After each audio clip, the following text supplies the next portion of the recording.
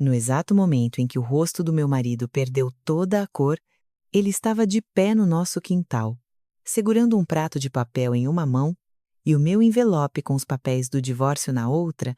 A churrasqueira soltava fumaça, a carne queimava na brasa, e os vizinhos de repente ficaram tão quietos, como se alguém tivesse desligado o som da rua inteira. Lilian, a amante grávida dele, estava parada ali perto, com um vestido rosa claro, a mão descansando sobre a barriga, e ele olhava para a última página do documento, como se o papel tivesse pulado no pescoço dele. Ele levantou os olhos para mim e sussurrou: Catarina, o que você fez? Eu não levantei a voz. Não chorei. Apenas falei com firmeza, como se estivéssemos discutindo algo do dia a dia.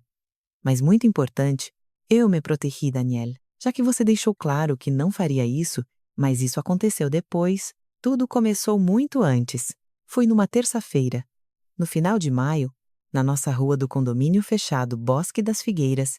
Naquela época eu tinha 49 anos, Daniel tinha 52. E estávamos juntos há 27 anos. Eu já sabia muito bem a diferença entre uma fase difícil no casamento e aquela podridão que vai corroendo tudo por dentro, só que, pelo visto, eu não queria admitir essa podridão até o fim.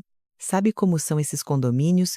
Casas enormes de tijolos, garagens impecáveis, jardins bem cuidados na entrada, vasos de plantas suspensos, e os homens saem de tênis para cortar a grama, como se a dignidade deles dependesse das linhas retas do gramado. As mulheres sorriem nos portões, perguntam sobre a saúde da família e oferecem a receita do bolo de fubá que trouxeram depois da missa de domingo. Tudo é muito quieto, tudo é muito previsível, e a gente acha que vai ser assim para sempre. Eu e Daniel morávamos ali há 18 anos. Compramos a casa quando a nossa filha Emília tinha 11 anos e o nosso filho Rodrigo tinha 8. Naquela época, o Daniel ainda segurava a minha mão no estacionamento da loja de material de construção, e isso parecia tão natural para mim quanto respirar. Naquela época, nós achávamos que a velhice seria fazer churrasco no quintal, receber os netos nas festas, talvez comprar um chalé na serra. Quando ele finalmente diminuísse o ritmo e aprendesse a descansar, naquela terça-feira, a Emília morava no Rio de Janeiro e trabalhava na administração de um hospital. O Rodrigo estava em Curitiba, vendia programas de computador e falava tão rápido ao telefone como se estivesse sempre atrasado para alguma coisa. E eu, por costume, continuava carregando nas costas aquelas pequenas coisas, aquelas que na verdade sustentam a vida, as contas, os documentos, a ordem. Eu ainda cuidava de uma parte do financeiro da construtora do Daniel, não tanto quanto antes, mas o suficiente para garantir que os números fechassem. E então, naquela tarde de terça-feira, eu estava na cozinha, lavando morangos na pia. Quando ouvi o som pesado de um motor lá fora, olhei pela janela em frente à pia e vi um caminhão de mudança, dando ré na casa vizinha, que estava vazia. Lembro que pensei, até que enfim, tomara que seja gente boa. Aquela casa estava vazia há quase 6 meses, desde que o velho Oliveira morreu, e o filho dele vendeu o terreno rápido. Era uma casa muito boa. Não era uma mansão, mas era imponente. 2 andares, janelas grandes e um ipê amarelo na frente que, quando florescia, podia ser visto de muito longe. Eu enxuguei as mãos num pano de prato e fiquei olhando um pouco enquanto 2 carregadores tiravam caixas e abajures do caminhão. Naquele momento, aquilo ainda não parecia importante. Por volta das 5:30 da tarde, fiz um sanduíche de peito de peru, sentei na mesa da cozinha com um copo de suco gelado e abri o meu computador. Eu tinha arquivos do financeiro para revisar, estava conferindo pagamentos, notas fiscais, algumas transferências. Daniel sempre dizia: Catarina, você é melhor do que eu com os detalhes. Antes, eu achava que essa frase era quase um elogio. Depois ela passou a ter um gosto amargo, como se ele já estivesse me colocando no meu lugar, ao lado das pastas e da calculadora, e não ao lado dele. Pouco depois das 6 da tarde, ouvi o carro dele entrar na garagem. Foi estranho. Ele costumava chegar perto das 7, às vezes mais tarde, Levantei a cabeça quando ele entrou pela porta de serviço. Ele cheirava a sol, a poeira de obra e a chiclete de menta. Ele mastigava chiclete quando queria disfarçar algum outro cheiro. Isso era outra coisa que eu demorei para admitir. Ele jogou as chaves numa tigela perto da porta e disse num tom casual demais: "Você está em casa." Eu quase fiz uma piada. Não, sou uma miragem. Mas ele não sorriu. Ele afrouxou o colarinho e olhou para a janela, que dava para o terreno do vizinho, não assustado, mas como se estivesse esperando algo, e dentro de mim, algo fez um clique muito baixo, como uma pequena fechadura se trancando. "Você está bem?" Eu perguntei. "Estou normal." Ele abriu a geladeira, olhou lá dentro e fechou sem pegar nada, como se tivesse esquecido o que foi fazer. Então ele disse, como se tomasse coragem: "Preciso que você venha comigo." "Para onde?" Ele apontou com a cabeça para a casa vizinha. "Para lá?" Coloquei o copo na mesa. "Fazer o quê?" Ele esfregou a nuca, como fazia quando estava nervoso, mas não queria demonstrar. "Quero que você conheça uma pessoa." O tom de voz dele me deu um nó no estômago. Levantei devagar, não porque estava calma, mas porque o nosso corpo escolhe a cautela. Quando o ar ao redor fica pesado. "Daniel? Conhecer quem?" Ele não respondeu logo, apenas disse: "Vamos." Tem momentos em que o corpo entende antes da mente. Aquele foi um deles. Fui atrás dele pela porta dos fundos, atravessamos a nossa varanda, passamos pela cerca viva que dividia o nosso terreno do vizinho. A grama tinha acabado de ser cortada, cheirava a mato fresco, e a gasolina do cortador, lá no fim da rua, o sistema de irrigação dos vizinhos, estalava. Um cachorro latiu 2 vezes longe e ficou quieto. Uma típica tarde quente, daquelas que fazem a gente abaixar a guarda, e então eu a vi. Ela estava parada na varanda dos fundos da casa vizinha. Uma mão segurava a grade. A outra descansava sobre a barriga, jovem, com uns 30 anos, talvez um pouco mais. Cabelos loiros presos num rabo de cavalo frouxo, sandálias brancas, um vestido rosa claro, que marcava suavemente a barriga redonda. Não era enorme, mas já estava bem visível. E havia algo nela, não apenas beleza, mas uma confiança de quem sabe exatamente como posar quando estão olhando para ela. Ela me olhou como se esperasse que eu atirasse alguma coisa na cara dela. Daniel parou ao meu lado e falou num tom tão plano, quase oficial: "Catarina, esta é Lilian." Eu olhei para ela, depois para ele, depois para ela de novo. Ninguém falou nada por alguns segundos, mas pareceu uma eternidade. Lilian deu um sorriso forçado e disse baixinho: "Boa tarde." Eu não devolvi o sorriso. "Quem é ela?" Eu perguntei. Daniel soltou o ar, como se eu estivesse atrapalhando uma formalidade. "Ela está grávida." O mundo não girou como acontece nos filmes, pelo contrário, tudo ficou mais nítido, mais cruel. Eu notei uma rachadura no degrau da varanda, a corrente fina no pescoço dela e uma mancha de molho na manga da camisa do Daniel, talvez do almoço, talvez da cozinha de outra pessoa. Até o barulho de um avião lá no alto eu registrei, como se o meu cérebro quisesse se agarrar a qualquer bobagem, só para não ter que lidar com o principal. Eu falei com muita clareza: "Grávida de quem?" Daniel olhou bem nos meus olhos e respondeu com toda a cheia: "De mim." E naquele segundo, o que me atingiu não foi a palavra em si, mas a naturalidade com que ele falou, sem vergonha, sem pedir perdão, sem arrependimento, como se estivesse me avisando que o telhado precisava de um conserto. E então ele disse mais uma coisa, e foi aí que algo dentro de mim quebrou de verdade.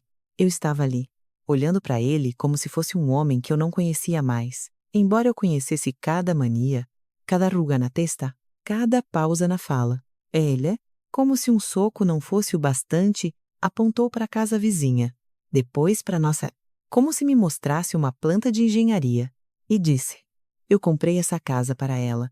Eu nem consegui processar a frase na hora, minha cabeça ainda zumbia, e ele já ia jogando a próxima bomba, como se lesse uma lista de compras no mercado. "Você fez o quê?" Eu perguntei de novo. Ele balançou a cabeça, tão certo de que tudo era muito lógico. "Assim é mais prático, eu estarei por perto." Vai ser mais fácil para ela. Mais fácil. Eu repeti em voz alta e ouvi o peso da palavra sair da minha boca como se não estivéssemos falando de traição de uma família destruída, mas sim de onde colocar um armário para não atrapalhar a passagem. Lilian deslizou o polegar pela barriga mais uma vez. Devagar, quase no automático. E tinha algo de assustador naquele pequeno gesto. Ela já se sentia a dona da casa. Ela já estava se acomodando. Eu, parada no meu próprio quintal. Entendi. Com uma dor aguda. Daniel tinha construído uma segunda vida do outro lado do muro e ele realmente achava que eu devia me afastar um pouco, como um móvel velho. Ele arrumou a postura e usou aquela voz de chefe de obra, a mesma que usava com os mestres de obras, quando explicava como o serviço deveria ser feito. Escutar. Ele disse: "Vamos resolver isso sem drama. Somos adultos. Sem drama." Eu repeti.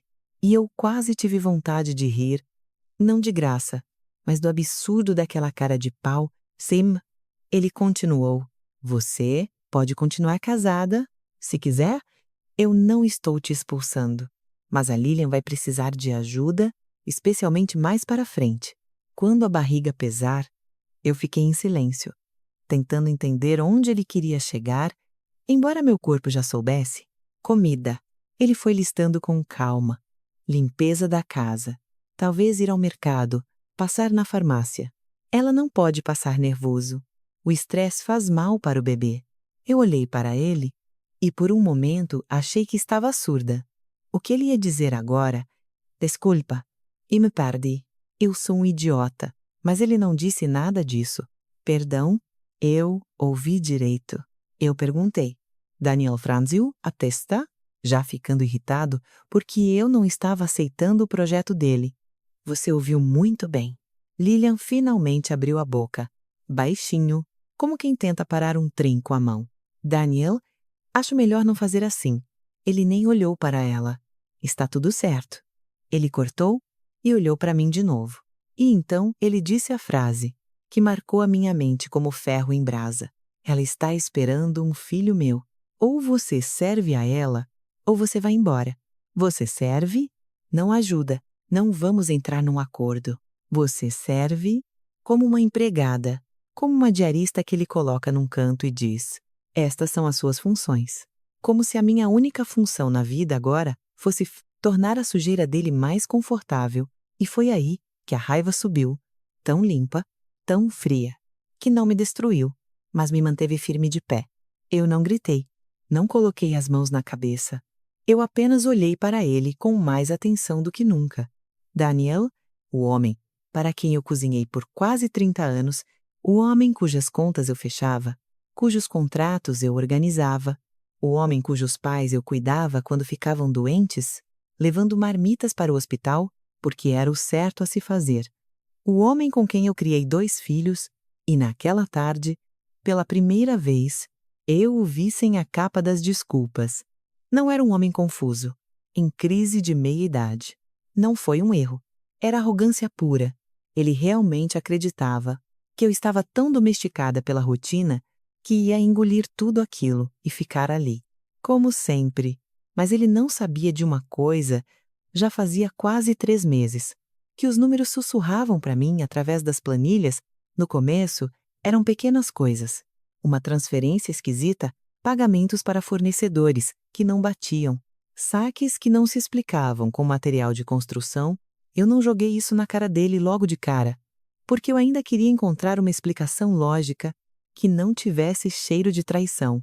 Mas quando me vi parada, de frente para a amante dele, na varanda da casa, que ele comprou ao lado da nossa, como quem finca uma bandeira, eu entendi.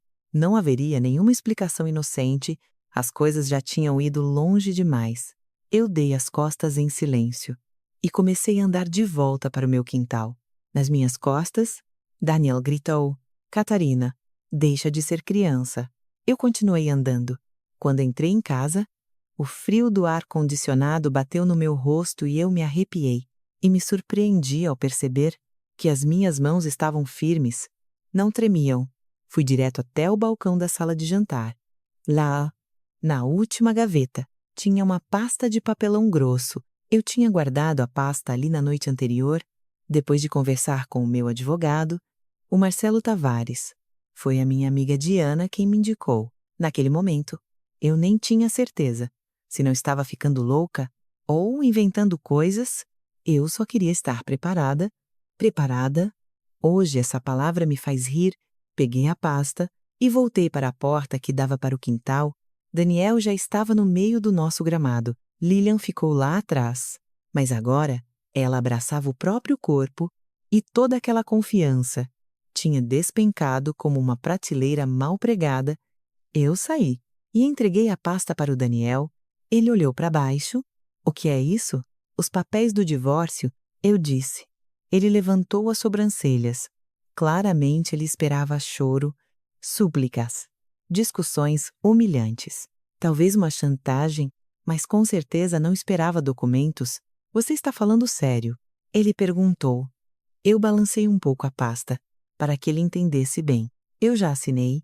E ali, pela primeira vez na noite, eu vi algo parecido com medo passar pelos olhos dele. Ele pegou os papéis, abriu e passou os olhos pela primeira página. Eram palavras frias, partilha de bens, condições, termos legais que fazem o fim de um casamento parecer organizado no papel, embora na vida real nunca seja. Daniel não gostava de ler, ele sempre pulava o texto, lia os títulos, e decidia que já tinha entendido tudo, e foi o que ele fez. Correu os olhos, deu um suspiro, como se estivesse conferindo um orçamento de obra, depois deu uma risada curta, quase de deboche. Olha só para você. Eu fiquei calada, ele me encarou. Você acha que vai me assustar com isso? E bateu a pasta na palma da mão. Tudo bem, talvez seja mais prático assim. Mais limpo. Limpo. Essa palavra de novo, como se ele tentasse esfregar a sujeira o tempo todo, não do próprio corpo, mas da superfície, para ninguém ver. Eu vou dar uma olhada, ele disse. Eu confirmei com a cabeça, mas era fundamental que ele ouvisse de verdade. Leia cada página. Daniel, ele sorriu de canto.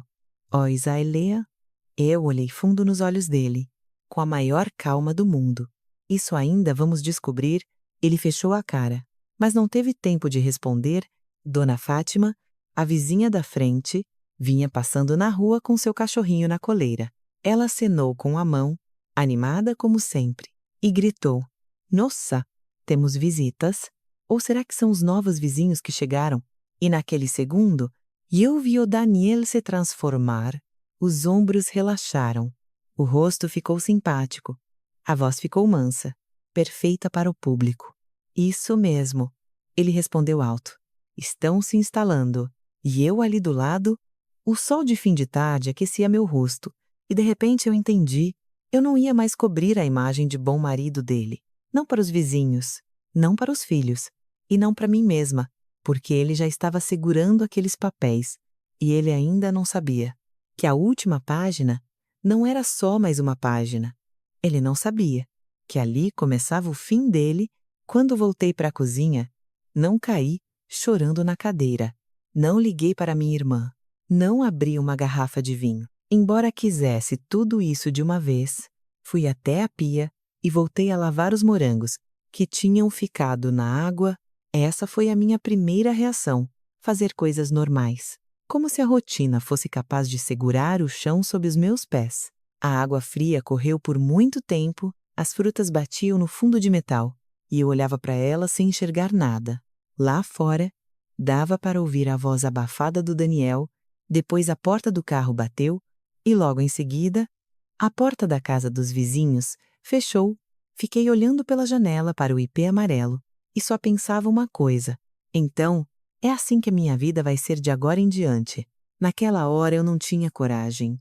Eu sentia um nojo profundo, uma vergonha e uma sensação bizarra de ter envelhecido de repente, não pela idade, mas por aquele buraco no peito que se abre quando o homem com quem você construiu uma casa e uma família decide que você virou parte da mobília, enquanto a outra mulher ganha tinta fresca e promessas. Enxuguei as mãos, sentei à mesa. O computador ainda estava aberto nas planilhas Os números estavam embaçados. Fechei a tela e apertei os olhos com as mãos até ver manchas coloridas. Depois levantei e tranquei a porta dos fundos, não por medo, mas porque eu precisava ter o controle de alguma coisa. Daniel voltou para casa quase às 10 da noite. Eu estava deitada no quarto, com a televisão desligada, o ventilador de teto estalava baixinho, como sempre fez, só que daquela vez, o som me irritava. Ouvi os passos dele na cozinha. Ouvi ele pegando gelo, abrindo e fechando o armário. Depois, os passos no corredor. Ele parou na porta e acendeu a luz. Eu me sentei na cama e olhei para ele. Ele tinha trocado de roupa, uma camisa polo limpa, calça jeans. E lá estava o chiclete de menta. O rosto estava sereno, mas por trás daquela calma havia irritação. Como se eu tivesse complicado a vida simples que ele queria montar. Nós precisamos conversar, ele disse. Eu quase dei risada. Conversar teria sido ótimo. Lá pelo meio-dia, antes de você tentar me colocar no meu lugar, ele sentou, não do meu lado, mas na poltrona perto da cômoda, mantendo distância. Isso já dizia muito. Eu entendo que a situação não é ideal. Ele começou, não é ideal. Eu perguntei. Ele fez uma careta. Você sabe o que eu quero dizer. Isso não precisa virar um circo. A Lilian está numa condição delicada. Ela não pode se estressar. Faz mal para o bebê. Estou tentando manter a estabilidade. Estabilidade para quem? Eu perguntei. Para todo mundo? Ele respondeu, como se falasse da equipe da construtora. Não existe todo mundo. Daniel, existe você, a sua amante e a esposa que você mandou virar empregada hoje mais cedo. O maxilar dele travou. Eu não falei assim. Você falou exatamente assim. Ele desviou o olhar por um segundo. Depois voltou a me encarar. Catarina, nós dois sabíamos que esse casamento já não estava bom há muito tempo. Parece que os homens aprendem essa frase num cursinho, junto com o clássico, vamos conversar sem misteria. Eu respondi com calma. Um casamento ruim não te dá o direito de roubar o meu dinheiro e me humilhar no meu próprio quintal. Ele arregalou os olhos e vi ali um pequeno clarão de pavor. Curto, mas real? Só não começa com a sua mania de contabilidade? Ele rebateu. O quarto ficou tão silencioso que eu conseguia ouvir a minha própria respiração. Que contabilidade? Eu perguntei. Ele levantou da poltrona rápido demais. Você é sempre assim. Faz tempestade em copo d'água, inventa teorias, tira conclusões do nada. Cruzei as mãos no colo, para ele não ver a vontade que eu tinha de apontar o dedo no peito dele. Então vai ser fácil para você me explicar. Eu disse, se é tudo invenção, eu não vou participar de um interrogatório de madrugada no meu quarto. Ela era o Snow. E nem precisa. E eu respondi, porque eu já fiz o interrogatório em outro lugar. Il congelo. É de novo? Aquela mudança no rosto, como se a máscara caísse por um segundo, mostrando o que ele estava escondendo. Depois, tentou recuperar a pose e soltou uma risada curta. Você está blefando. Talvez. Lá no fundo, eu ainda me agarrasse à esperança de que ele tivesse uma explicação, mas quando ele falou aquilo em voz alta, algo terminou de endurecer dentro de mim. Ele pegou a pasta com os papéis no criado mudo. Vou mandar isso para o meu advogado. Ele disse, Mene? E eu respondi. Ele ficou me encarando. Você está cometendo um erro. Não? Eu disse. O erro eu cometi em 1997. Agora eu estou consertando. Depois disso, ele saiu e foi dormir no quarto de hóspedes. Ouvi a porta fechar, a cama ranger perto da meia-noite. Eu não consegui dormir. 1h34 da manhã. Levantei descalça, fui até a cozinha e parei de frente para a geladeira, sem saber o que fui fazer lá. O relógio do fogão brilhava. Nepal, perto da mesa, tinha uma foto do nosso casamento. Eu já nem olhava mais para ela. Tinha virado parte da casa, como um interruptor de luz, mas naquela noite eu fiquei olhando, eu de branco, com aquele véu enorme e mangas bufantes, que eram lindas na época e hoje são ridículas. Daniel, mais magro, mais novo. Com um sorriso de quem tinha ganhado na loteria, nós casamos no cartório de Jundiaí, no mês de junho. Meu pai chorou. A mãe do Daniel, num vestido pêssego, disse que eu parecia uma atriz de novela. Eu parada ali, de camisola, falei baixinho: "O que aconteceu com você?" No começo, achei que estava falando dele. Depois, percebi que estava falando de mim também. De manhã, liguei para o Marcelo. Do carro no estacionamento do supermercado, não queria que o Daniel ouvisse nada. A voz do Marcelo era calma, tranquila, daquele tipo que alivia a tensão. Contei o que tinha acontecido na casa vizinha. Ficou um silêncio na linha. Depois ele disse: "Eu sinto muito, Catarina." E aquelas palavras simples doeram mais do que tudo que o Daniel tinha dito no dia anterior, porque ali não tinha desculpas. Não tinha ordem, não tinha "você é a culpada." Apertei o volante, olhando os carrinhos de compra passando lá fora. Ele mandou eu servir a mulher. Eu falei, e doía só de dizer isso em voz alta. Era nojento. Marcelo soltou o ar devagar. "Certo, então vamos acelerar as coisas. Não toque mais no assunto do dinheiro com ele. Reúna os documentos. Deixe que ele ache que está no controle. Gente assim comete erros quando acha que já ganhou." E isso era a cara do Daniel. Ele sempre se achou mais esperto. Mais forte. Achava que ninguém ia encostar nele, porque ele era o provedor e resolvia tudo. E passou anos me subestimando. Não aos gritos, mas no silêncio, pelo hábito. A Catarina cuida dos detalhes. Ele dizia, como se não fossem os detalhes que sustentassem a empresa dele. 2 dias depois daquela noite, eu achei a coisa que me machucou mais do que a traição. Não tinha ninguém em casa. Daniel avisou que ia para a obra. Lá fora caiu uma garoa fina e eu estava sentada na mesa, com meu caderno, o notebook e uma caneca de café já frio. Eu estava organizando uma transferência e, de repente, vi uma movimentação que não devia estar ali. Aquela conta nunca era mexida. Abri o extrato antigo e vi uma retirada altíssima da nossa poupança de emergência. Não era só dele, era nossa. Logo abaixo, outra transferência da conta que tínhamos feito para ajudar na faculdade do Rodrigo. Não tínhamos cancelado o fundo, porque a vida é longa. Os filhos precisam, e o Daniel sabia disso. Ele sabia o que aquele dinheiro significava. A minha garganta apertou tanto que levantei e fui até a pia, tampando a boca com a mão. O vento trazia um cheiro de terra molhada e do outro lado do muro ouvia-se o barulho de um martelo. Alguém montando móveis. Na casa da Lilian. Na vida nova dela, eu entendi tudo. Ele não tinha apenas me traído. Ele meteu a mão no nosso futuro e arrancou dinheiro de lá para financiar a própria mentira. No mesmo dia, ele me mandou uma mensagem. Fez a janta. Olhei para a tela. 2 segundos depois, outra mensagem. A Lilian está enjoada. Uma sopa seria bom. Eu cheguei a dar uma risada sozinha, naquela cozinha vazia, como se ouvisse uma piada de péssimo gosto. Tirei uma foto da tela, salvei, encaminhei para o Marcelo. Depois, coloquei os extratos numa caixa e dirigi até o escritório dele. O escritório ficava na Avenida Paulista, num prédio antigo, sem luxo, mas muito sólido. Me ofereceram café e eu recusei. Meu estômago parecia um nó. Marcelo abriu os papéis na mesa, colocou os óculos. Ele não falou juridiquês, nem tentou me enrolar com termos.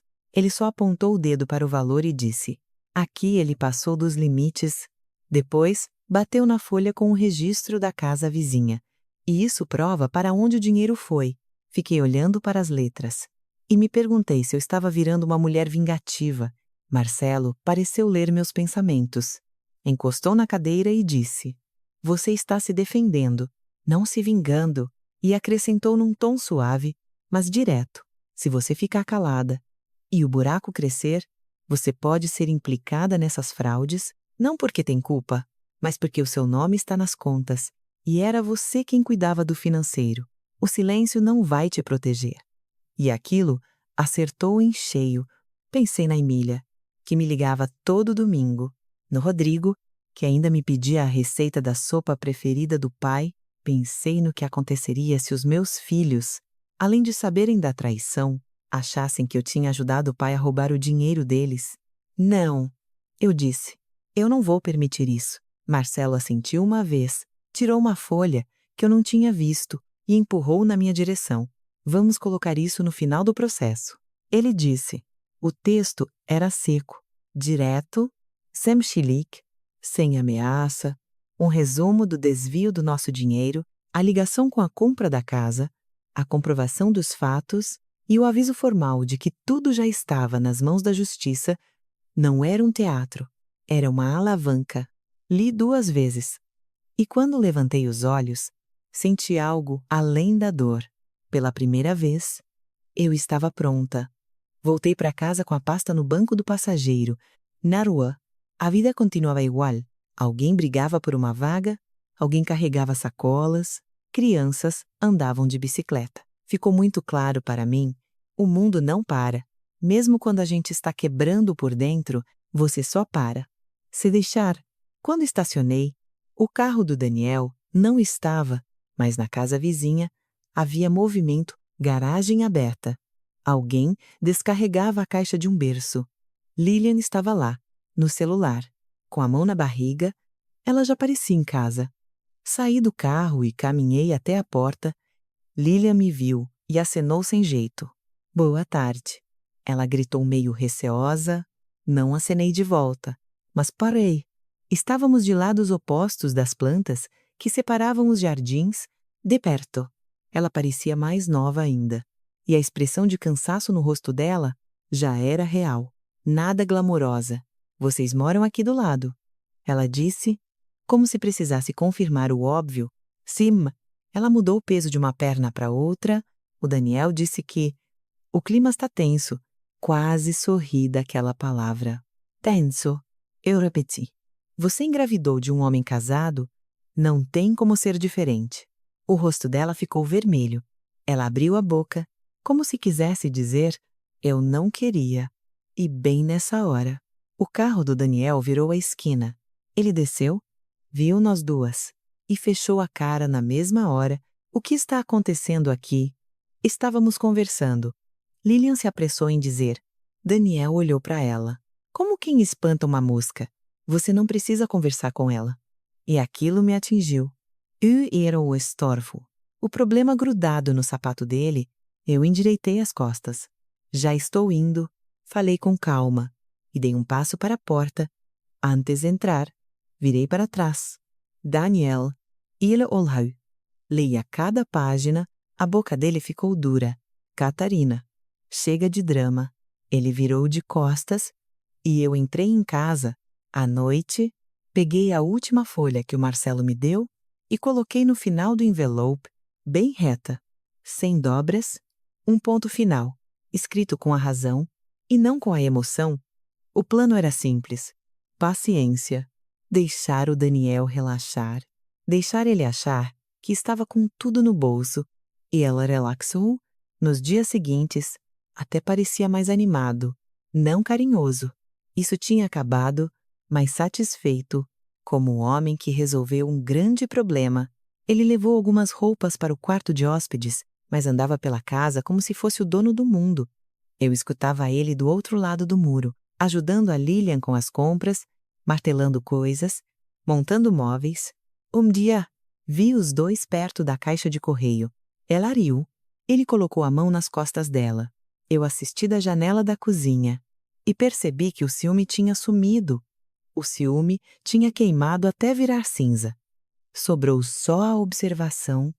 Na sexta-feira à noite, ele entrou na cozinha enquanto eu esquentava a água e disse no tom de quem avisa sobre o tempo, acho que vou fazer um churrasco no fim de semana. Virei devagar. Para quê? Ele deu de ombros, apresentar a Lilian para os vizinhos, vão descobrir de qualquer jeito. Melhor ser logo. Preciso controlar como isso vai repercutir. Você quer fazer uma festa para apresentar aos vizinhos a mulher que está esperando um filho seu, enquanto você ainda é meu marido. Ele deu um sorrisinho, como se eu fosse implicante. Vai dar tudo certo. As pessoas gostam de churrasco. Eu olhei para ele. E entendi. Ele não estava só confiante. Ele estava cego pelo próprio ego. Quando eu perguntei, sábado à tarde, eu balancei a cabeça, porque no sábado à tarde eu também já teria tudo preparado. E o Daniel nem imaginava que ele não ia impressionar vizinho nenhum. Ele ia abrir aquela pasta e ler a página que iria destruir o mundinho dele. O sábado amanheceu lindo, sol forte, daqueles dias que já cheiram a grama cortada e carvão. Antes mesmo de alguém acender a brasa, os barulhos normais do condomínio ecoavam, o portão batendo, as crianças rindo, o zumbido do cortador de grama. Um dia normal, uma rua normal, mas dentro de mim, tudo estava esticado como uma corda de violão. Às 2 da tarde, Daniel já andava de um lado para o outro no quintal, como o anfitrião do ano. A churrasqueira soltava fumaça. Ele abria cadeiras de praia no gramado, arrastava a mesa para perto da varanda, espetava a carne, como se montasse um palco. Lilia estava sentada embaixo do ipê amarelo, na sombra do terreno dela, com um copo grande de suco. A mão descansava na barriga, e ela olhava para o Daniel com tanta esperança, como se ele tivesse prometido uma vida de novela, sem nenhuma consequência. Lá pelas 3 horas, os vizinhos começaram a aparecer. Dona Fátima chegou e sentou logo de frente. Animada como sempre, falando alto, João e Luísa vieram da esquina. Trouxeram uma salada de maionese e um pacote de pratos de papel. Mais umas 2 famílias apareceram. O pessoal mais novo, que eu ainda misturava os nomes. Alguém trouxe refrigerante, outro cerveja, outro um pote de farofa. Todo mundo fingia que era só um churrasco de sábado, mas a curiosidade pairava no ar, tão grossa quanto a fumaça da picanha. As pessoas sentiam que algo bizarro estava acontecendo, só não sabiam o nível da loucura. Daniel se comportava como se fosse a festa da empresa, sorria, dava tapinha nas costas, gritava: "A carne já sai? Pega uma cerveja aí." Dia maravilhoso. Lilian sorria de volta. Educada, comportadinha. Alguns vizinhos sorriam para ela, outros desviavam o olhar. E isso era o melhor de tudo. Ninguém sabia que lado escolher, então fingiam neutralidade. Como quem pisa em ovos, eu fiquei na varanda, perto da porta, assistindo a tudo, não como esposa, nem como parte daquilo, mas como alguém que parou de acreditar em milagres. Num certo momento, Daniel subiu os degraus e perguntou baixinho, como se pedisse o sal: "Você trouxe os papéis?" Levantei o envelope para ele ver. Sim. Ele balançou a cabeça, satisfeito. Ótimo. A confiança do homem era intocável. Ele achava que ia ler 2 páginas ali mesmo, falar 2 frases bonitas, e tudo estaria resolvido. Como adultos, Sam Drama não fazia ideia de que, em poucos minutos, o chão ia sumir dos pés dele. Ele pegou a pasta das minhas mãos, como quem pega um relatório no escritório, e abriu ali mesmo. Na varanda, as conversas em volta continuaram, mas o volume foi baixando. A vizinhança parou de falar para escutar. A gordura da carne pingava no fogo e chiava. Alguém abriu uma garrafa, fez um estalo alto e parou, morrendo de vergonha, porque percebeu que ninguém estava rindo. As crianças que corriam no gramado pararam e foram para o canto do muro. Criança sempre sente o perigo antes dos adultos. Daniel correu os olhos pela primeira página e deu aquele sorrisinho. Pelo menos você não inventou moda. O advogado não arrancou o seu couro. Não. E eu respondi. Ele passou para a próxima página, lendo de atravessado. Como sempre, partilha de bens, tudo muito burocrático. Ele resmungou, se achando o esperto. A sua tiara virou a página. A casa fica com você por enquanto. Ele perguntou, como quem checa o estoque. É o que está escrito? Eu disse. Por mim tudo bem. Ele deu de ombros. Não faço questão. Mais uma página. Mais outra. Os vizinhos já nem disfarçavam mais. Dona Fátima estava com um prato na mão, com a boca fechada. João estava encostado no muro, e a Luísa apertava um guardanapo de papel até amassar. Alguém colocou uma garrafa na mesa com tanto cuidado, que parecia com medo de fazer barulho. Daniel pulou para um parágrafo que achou vantagem e riu mais uma vez. Nossa, que generosa! Obrigado. Eu não abri a boca. Ele virou a próxima página. O vento mudou de direção, trouxe cheiro de pão de alho, queimado e fumaça. Uma porta de carro bateu longe e ficou claro para mim que aquele quintal era um teatro iluminado e os figurantes ainda não sabiam o que fazer. Daniel chegou na última folha. De primeira. Não reagiu. Só correu o olho. Depois parou. Voltou para o topo da página e começou a ler devagar. E foi aí que o sorrisinho sumiu, como se alguém tivesse apagado com um pano molhado. Os ombros travaram. O rosto ficou duro. Não com raiva, mas em alerta total. Ele levantou os olhos e perguntou, num tom tão baixo que o silêncio ao redor engoliu a voz dele: "O que é isso?" Dei um passo para frente, para ele me ver bem, e falei devagar: "Leia até o fim. O maxilar dele tremeu. Isso não faz parte do divórcio." "Não," eu disse. "Não faz." Ele grudou os olhos no papel de novo, e eu vi começar aquele desespero interno, que ele sempre escondia com gritos. Elelia e Erelia, tentando achar uma brecha, uma vírgula para se salvar, mas era tudo muito simples. O resumo das transferências, a compra da casa, a prova de que ele tirou da nossa conta conjunta e do fundo da faculdade do Rodrigo, e a frase curta, avisando que tudo estava na mão da justiça. Sem misturar, só os fatos. E foi isso que aterrorizou o homem. Daniel ficou pálido na frente de todo mundo. Parecia que faltava ar. Ele sussurrou, com a boca quase fechada: "Catarina, que palhaçada é essa?" O silêncio no quintal era tão absoluto que dava para ouvir o pingo de gordura explodindo no carvão. Dona Fátima congelou com um garfo no ar. João desencostou do muro e ficou reto. Alguém soltou o prato na mesa. Como se a mão não tivesse força para segurar, Lilian levantou da cadeira. Lá debaixo da árvore, "Daniel?" ela chamou. E a voz já não era doce. Era puro medo. O que ela está lendo? Ele não ouviu. Ele olhava para o papel e balbuciava, tentando convencer a si mesmo: eles não vão fazer nada. Isso não é tão simples. Eu esperei um segundo, porque quando o homem entra em pânico, ele agarra qualquer desculpa. Então eu falei: "Tranquila", sem alterar a voz. "Podem até não fazer." Os ombros dele cederam 1 milímetro, achando que tinha saída. Eu completei na mesma hora. "Mas investigar, eles vão." Ele levantou a cabeça, num solavanco. Lilia andou até nós e perguntou mais duro: "Daniel, você pegou dinheiro da poupança deles?"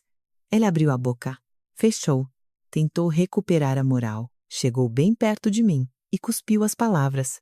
Só para eu ouvir: "Você não devia ter feito isso aqui?" Eu olhei para ele com a mesma calma da semana inteira. "Foi você quem fez isso aqui."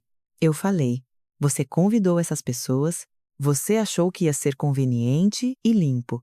Ele apertou o papel, a borda amassou na mão dele. "O que você quer?" Ele ofegou, e isso era novidade.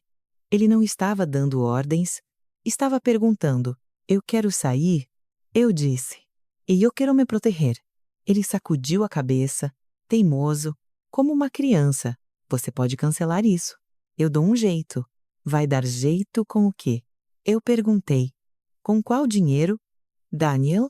Ele encolheu, como se tivesse levado um tapa, e olhou em volta, procurando o apoio dos parceiros de cerveja.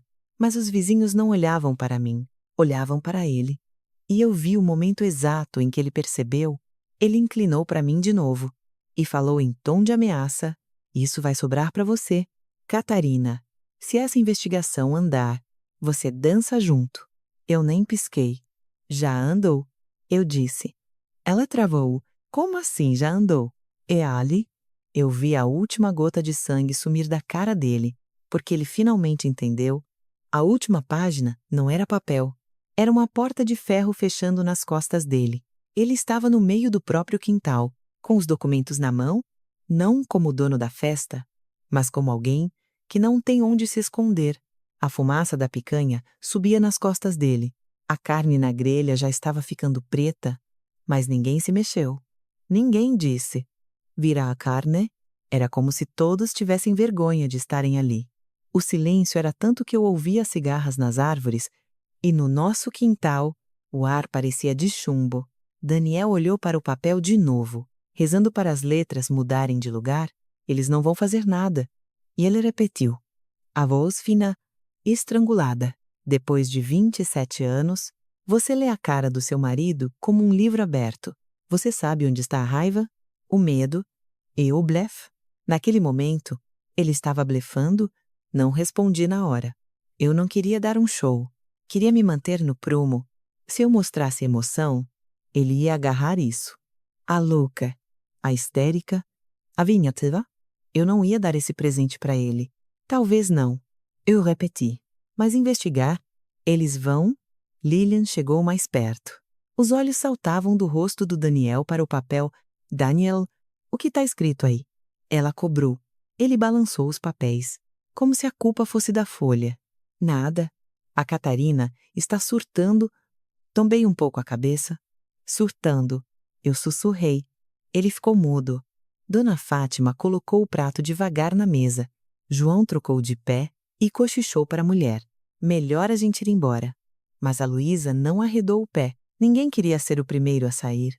O povo não gosta de se meter, mas odeia perder o final da novela. Lilian virou para o Daniel. Você me disse que a casa estava paga. Ela jogou na cara dele. Está paga? Ele cortou. Tudo pago. Com o dinheiro de quem? Ela insistiu. E a voz dela não tinha nada de romântica. Era a voz de uma mulher adulta, descobrindo que foi feita de idiota. Daniel trincou os dentes. Agora não é hora. E quando é a hora, ela não recuou. Você tirou o dinheiro das economias da sua família, do dinheiro dos seus filhos. Ele deu um passo na direção dela, tentando fazer uma barreira com o corpo para abafar a vergonha. Lilian, se acalma. Aquele se acalma tinha o mesmo tom do me sirva. E acho que ela sacou, ela deu um passo para trás, e vi no rosto dela aquela luz fria, que vejo no rosto de muita mulher. Você me prometeu que estava tudo limpo. Ela disse baixinho, que você já tinha resolvido. Daniel virou para mim num ódio cego, como se eu fosse a culpada. Está feliz agora. Ele sibilou. Olhei de volta, feliz. Eu devolvi. Eu só cansei de ser o tapete para você pisar. Ele puxou o ar, ia gritar, mas lembrou da plateia. E ativou o modo político de novo. Pessoal, Sam Josinho? Ela for sua voz. Problema de família. Nada demais. Mas ninguém sorriu. Nem a dona Fátima, que sempre tinha uma piada. Ela estava branca, olhando para o Daniel como se enxergasse o verdadeiro homem pela primeira vez. O João pigarreou. Daniel, é melhor você desligar esse fogo aí. O Daniel fingiu que não ouviu, chegou perto de mim de novo e cuspiu as palavras. Você sabe o que está fazendo? Nessa sua raivinha, vai acabar se ferrando junto.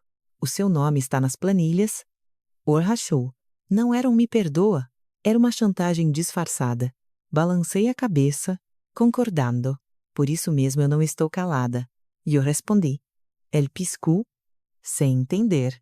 Olhei bem dentro do olho dele, porque eu não vou pagar pelos seus desvios, nem para os vizinhos, nem para os meus filhos, nem para a justiça. Daniel apertou os papéis até as juntas dos dedos ficarem brancas. Dá para parar isso. Ele implorou com raiva. Você retira. Eu devolvo o dinheiro. Eu cubro tudo. Vai devolver de onde? Eu perguntei. Com o dinheiro do buraco que você já cavou? Ele me olhou com vontade de me bater. Mas não tinha argumento. Olhou para os lados, procurando um amigo, mas o condomínio silenciou. Lilian estava longe, abraçada a si mesma. Você não me contou nada. Ela falou com a voz morta. Você nunca me disse a verdade. Eu disse que era o suficiente. Daniel perdeu a paciência. Ela deu um pulo para trás. E o olhar dela mudou. Não olhava mais para o homem que resolvia a vida, mas para um mentiroso, em quem não se podia confiar. Só ali. Daniel entendeu. Não tinha perdido só o controle sobre mim. Tinha perdido a amante. e a fachada de rei da rua, que demorou anos para montar, deu um passo para cima de mim e sussurrou: "O que você quer?" "Catarina. Dinheiro." "A caça?"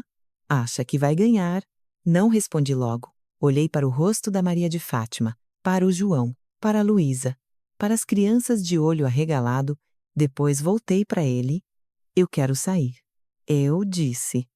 "E eu quero que você nunca mais fale comigo, como se eu fosse a sua empregada." Ele recuou como se tivesse tomado um tiro, porque o condomínio inteiro ouviu essa parte. Dona Fátima soltou um gritinho, com a mão na boca. Lilian empalideceu. "O que você disse para ela?" Lilian perguntou. Daniel virou. Agora não. Mas era tarde. E nessa hora de desespero, ele tentou dar a última cartada. Chegou bem no meu ouvido. E com um ódio que me gelou a espinha, ele falou: "Se você seguir com isso, se mandou para o juiz, vai se arrepender, eu te puxo para a lama comigo." Olhei para a cara dele e entendi. Ele não tinha pescado a principal lição, eu já não estava na lama. Eu saí de lá na hora que ele mandou eu servir a amante. Falei baixo. "Sou para ele. Você não vai me puxar para lugar nenhum, porque eu me preparei. E eu guardei tudo." Ele paralisou. "Como assim?" "Tudo." "Elle je me." Virei o rosto para a mesa da varanda, cheia de farofa e prato de papel, para a churrasqueira, fedendo a queimado, e voltei para ele. Os extratos, as transferências, as notas, eu listei. Até a mensagem pedindo para eu fazer sopa para Lilian e Ali, pela primeira vez no dia. O pavor engoliu o rosto dele. Ele abriu a boca, mas a voz sumiu. Lilian, sentindo o golpe, chegou mais perto e perguntou para o Daniel: "Você pediu para ela fazer sopa para mim. Você queria que ela me servisse." Daniel virou para ela com um ódio cego. E eu sabia. A próxima briga deles não ia ser resolvida sem drama. Lilian olhou para ele, como se o chão tivesse sumido. "Você pediu sopa?" Ela repetiu. Daniel sacudiu a cabeça. Igual bandido pego no pulo. "Lilian, para. Não faz cena. Não faz cena." Ela gritou. "A vocêça? Foi você quem montou esse circo." Ele foi para cima dela, para calar no grito. "Você não pode passar nervoso. O bebê. Não joga a culpa no bebê." Ela cortou, igual gente grande. "Responde." A casa foi paga com que dinheiro? Daniel apertou o maxilar e virou para mim. "A Catarina está distorcendo tudo." Ele gritou. Para o quintal ouvir, ela ficou com raiva e agora está inventando. Mas a voz soou patética. No silêncio absoluto, a mentira faz eco. Dona Fátima estava com as mãos no rosto, com vergonha de ter dado bom dia para ele. Tantos anos. João olhava para o chão. Lilian cobrou. "Chamdou." "Daniel, você roubou a sua família." Ela engoliu seco. E aquele 1 segundo de pausa respondeu por ele. "Es complicado." Ele disse. "Não tem nada de complicado." Eu retruquei. Ou roubou, ou não roubou. Daniel perdeu a linha. "Você quer acabar com a minha vida." Ela rosnou, com a cara deformada de ódio. "Sabe o que está fazendo?" Não discuti. Só olhei do jeito que a gente olha. Para quem acabou de se enforcar sozinho. "Eu não estou fazendo nada." "Daniel." Eu respondi. "Você fez?" E continua fazendo. Ele ia berrar alguma coisa. Mas a churrasqueira soltou uma nuvem preta de fumaça. A picanha carbonizou, o cheiro de gordura queimada impregnou tudo, era a metáfora perfeita. Ele montou o palco, convidou a plateia, botou as cadeiras e esqueceu de virar a carne. João não aguentou, foi lá e fechou a válvula do gás. O fogo apagou e o silêncio que ficou machucou os ouvidos. Daniel olhou para o João, quase mandando ele não se meter, mas calou a boca, porque ali não tinha mais ninguém no palco dele. Os vizinhos começaram a ir embora, devagar, um por um. "Nós já vamos." Alguém murmurou. Outro acenou com a cabeça. Olhando para o chão, Dona Fátima falou baixinho. "Catarina, se precisar." E calou, porque não tinha o que falar. Eu concordei com a cabeça. Não precisava de consolo. Eu só queria me livrar do peso de carregar aquela mentira sozinha. Lilian estava encostada na cerca. abraçada na própria barriga, olhando de mim para o Daniel, montando o quebra-cabeça. Você falou que estava tudo sob controle. Ele murmurou. E você só mentiu. Daniel quis gritar, mas segurou. Ainda tinha vizinho na rua. Tentou bancar o chefe do condomínio, mas a voz já era um fiapo. Acabou a festa. Podem ir? Ele disse. Ninguém precisava de ordem. Já estavam saindo. Não falei mais nada. Olhei para ele, para o papel amassado na mão dele, e decretei. Vou entrar em casa. Ele não tentou me impedir. Não disse. Espera. Ficou plantado no gramado, como o cara que acabou de descobrir que a rua inteira sabe que ele é um lixo. Atravessei a varanda e fechei a porta. Dentro de casa, o silêncio era surreal. Fiquei um segundo segurando a maçaneta e soltei a respiração que parecia presa há meses. Fui até a cozinha, peguei um copo de água e sentei. Não chorei. Só escutei o barulho dos carros indo embora. Os vizinhos fugiram, sem rir, sem música. Fugiram de uma tragédia alheia. Daniel não entrou. Olhei pela janela. Ele estava sentado no meio do quintal, sozinho, com uma pasta no colo. Aquele homem parecia tão pequeno, tão minúsculo, como um ator que perdeu o papel principal. E o mais maluco, pela primeira vez em anos, eu dormi a noite inteira, sem pensar na desculpa dele, mas aquilo não era o fim. Era só o começo da guerra de verdade. Papéis, advogados, investigações. Tudo aquilo que não se apaga com sorriso no condomínio. No dia seguinte, acordei cedo. Como sempre, meu corpo não sabia que a vida tinha virado de cabeça para baixo. A casa estava um túmulo. Daniel não foi para o quarto. Fiz café, coloquei 2 canecas por puro hábito e guardei uma de volta no armário. Só aí a minha mão tremeu. O vento trouxe cheiro de cinza. A churrasqueira lá fora estava suja. Parecia a cena de um crime. Olhei pela janela. Daniel estava na mesma cadeira, arcado, com o envelope na mão, como se segurar o papel mudasse a realidade. 1 hora depois ele entrou, sem bom dia, sem perguntar se eu estava bem, jogou os papéis na mesa da cozinha, como se a culpa fosse minha. Você ficou louca. Ele disse rouco. Tem noção do que você fez? Liguei o botão do fogão. Eu tenho noção do que você fez. E eu respondi. Você achou que eu ia baixar a cabeça. Ele apertou os lábios. A gente pode resolver isso. Ele tentou. Sem isso tudo, não tem mais volta. Oi, Kotai. Ele soltou o ar pelos dentes. Sentou na minha frente. E usou aquele tom de intimidação que ele usava para vencer no cansaço.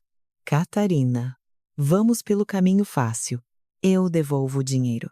Você cancela a investigação. E pronto.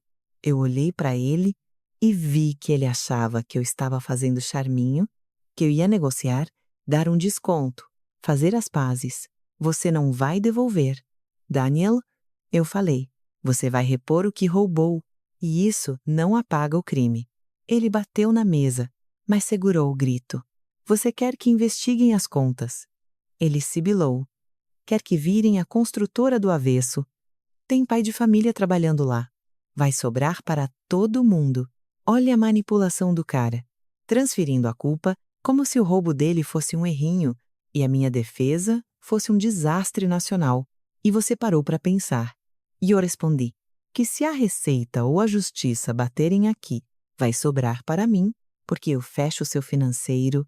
E sabe qual é o meu maior pesadelo? Não é a justiça.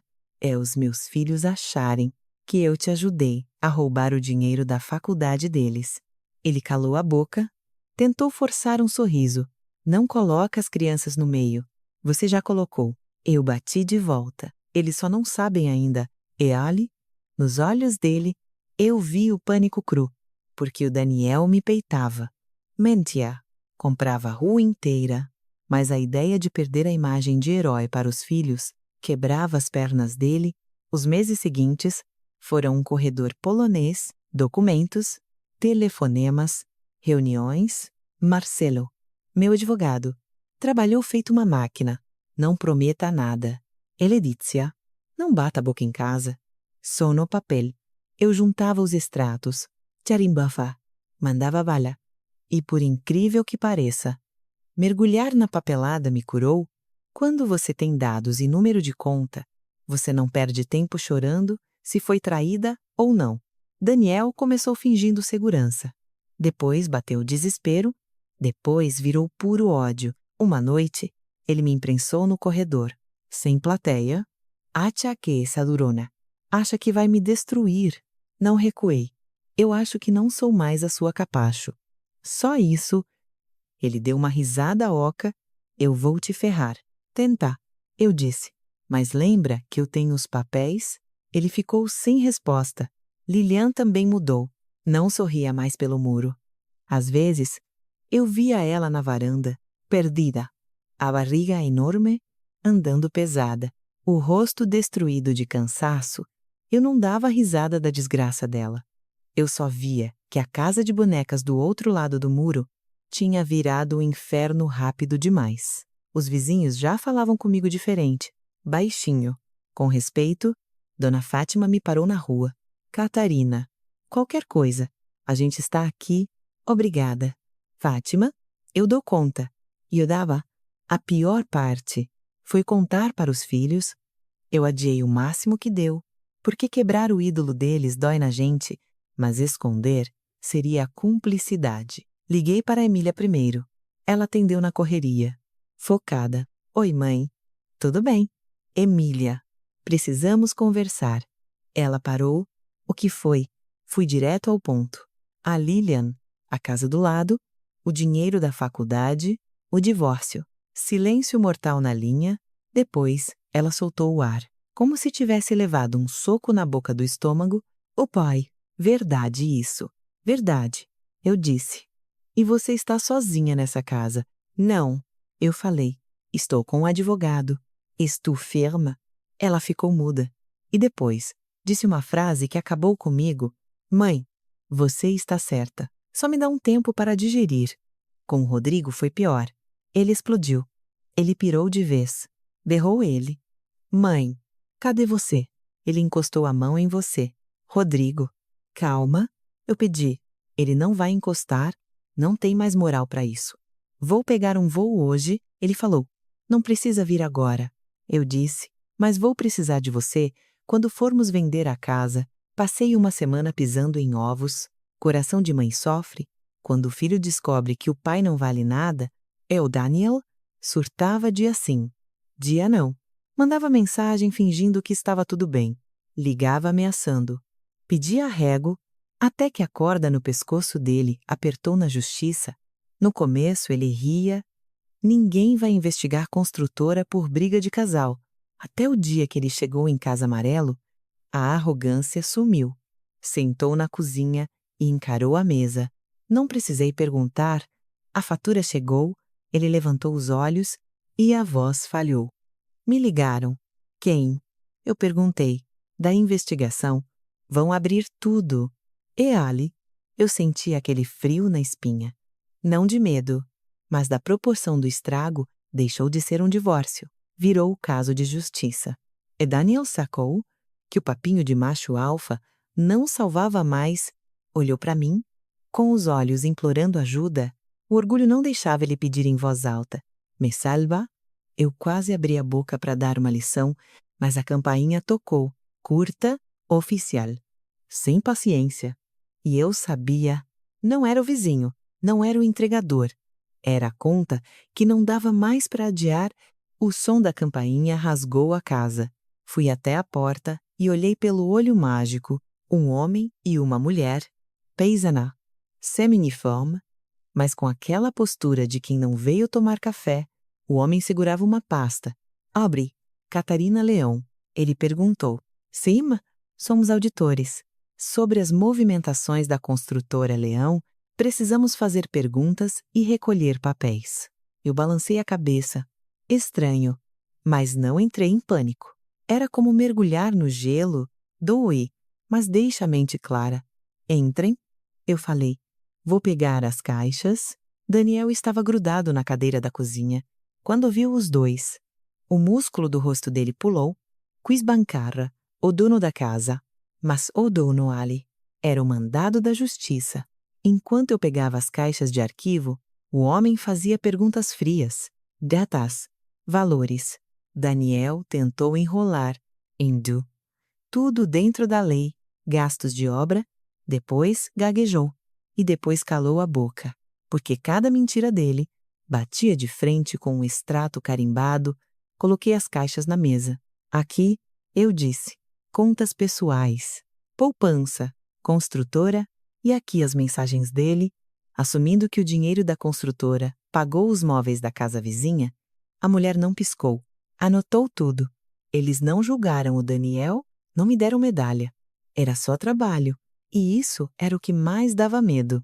Quando eles foram embora, a casa ficou oca.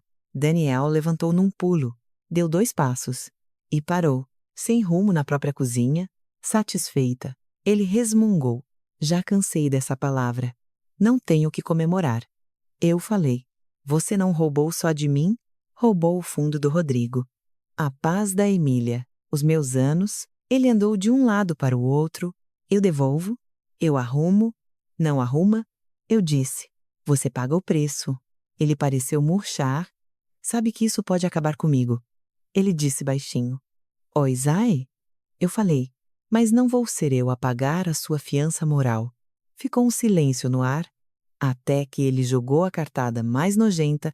Você podia dizer que sabia? Que concordou. Você assinava, me sens jaloux, você quer que eu vá para a cadeia com você. Ele não respondeu, mas eu sabia. Ele queria, balancei a cabeça. Não, Daniel, eu não vou. Naquela mesma noite, ele fez as malas e sumiu. Não bateu porta. Não gritou. Saiu de fininho. Como um rato, o divórcio levou meses. Marcelo triturou o Daniel no processo. A construtora quase faliu com as multas. A fama dele no condomínio virou pó. Lilian teve o bebê. A mãe dela apareceu para ajudar. Eu vi o carrinho passando de longe. O Daniel ia e vinha. E eu não queria saber se eles estavam juntos ou não. Problema deles. O mais difícil foi a família. Emília chegou do Rio de Janeiro. Jogou a mala no chão e me deu um abraço de quebrar as costelas. Sam Horo. Só o abraço de uma mulher adulta. Rodrigo veio de Curitiba. Desceu os móveis velhos. Puxou peso, como se bater prego aliviasse a raiva que ele tinha do pai. A gente nem falava o nome do Daniel. 6 meses depois, eu vendi a casa. Sam Benan, eu não queria aquele quintal. Não queria a sombra do ipê amarelo. Lembrando que bancamos a vida da vizinha, comprei uma casa menor, num condomínio tranquilo em Vinhedo, 2 quartos, uma varandinha, perto de um café que faz um cappuccino maravilhoso. Na primeira manhã lá, o sol bateu na mesa da cozinha, e o que eu senti foi bizarro. Silêncio. Não vazio. Silêncio. A paz de não ter que engolir sapo, sorrir para vizinho falso, ou servir homem que te faz de trouxa. Uns meses depois, trombei com a Lília no mercado em Valinhos. Ela empurrava o carrinho com o bebê, paramos as duas no corredor, sem saber o que falar. Ela quebrou o gelo. Fiquei sabendo que se mudou. Mudei. Eu disse. Ela olhou para o nada e soltou. Você tinha razão aquele dia. Nem perguntei no que. Ele estava acabada, cansada da vida que prometeram e não entregaram. Se cuida. Eu falei. Ela confirmou com a cabeça. Fomos embora sem escândalo. 2 mulheres que aprenderam a lição. Às vezes, a Diana me pergunta. Não se arrepende de ter botado a boca no trombone? Eu digo sempre a mesma coisa. Eu não destruí a vida dele. Eu só parei de ser a segurança particular das mentiras dele. A vida pós-divórcio não é mar de rosas. Tem dia que eu estou exausta. Tem dia que a casa é silenciosa demais. Mas não tem humilhação. Aprendi a viver sem olhar para trás. Ando no parque. Ligo pros filhos. Tomo meu café. E essa rotina besta virou a minha liberdade. A lição é simples.